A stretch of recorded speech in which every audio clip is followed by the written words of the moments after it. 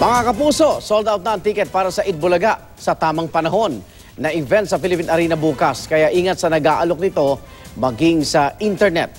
Isang ang babae ang tinangkang bentahan ng peke palang ticket at nagamit pa ang pangalan sa panloloko. Saksi si Cesar Apolinario.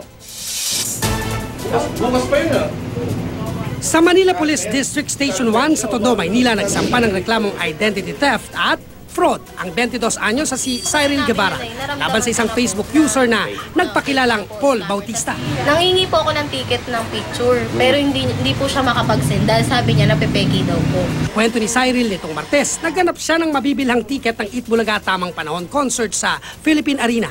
Nang lumabas sa kanyang timeline ng FB group na ito, ang admin umano'y si Bautista. Sa pag-uusap nila sa private message, hiningi raw ni Bautista ang lahat ng impormasyon tungkol sa kanya. Kaya ipinadala niya ang kanyang ID. Ginanyan ko pa nga po yung ID sa akin. Sinend ko po sa kanya yung picture. Matapos ang ilang araw na palitan ng mensahe, pinadala raw ni Bautista ang sample ng ticket. Pero nalaman niyang peke ito dahil ibang-iba sa original ticket ang itsura. Kupas ang peke, magkaiba rin ang kulay sa mga dulo nito. Kaya hindi na raw niya itinuloy ang transaksyon. Kinabukasan, may kaibigan nagpadala sa kanya ng screen grab photos gaya ng pekeng FB account niya at mga mensahe na binabash siya online. Kahapon ko lang po nalaman na kumakalat na po pala yung picture ko. Nagamit nga yung ID ko. Tapos na parang naisip ko po, dun lang naman po kay Paul nag-send. Isa raw siyang certified Aldab fan na nagnanais na makapiling din ang kanyang mga idolo na Dapper Cats at bilang patunay, isinuot pa niya ang Yaya Dab uniform na pinasadya niya para sa Tamang Panahon concert sa Philippine Arena.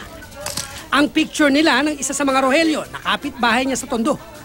Pati ang sombrerong may pirma ni Yaya Dab na mismong kapitbahay niya ang umasikaso. Sinadya rin ni Cyril ang PNP Cybercrime Group sa Camp Crame kasama ang amang barangay captain sa Tondo. Hiniling nila sa PNP na huliin na may pakana ng panloloko online. Itigil mo yan.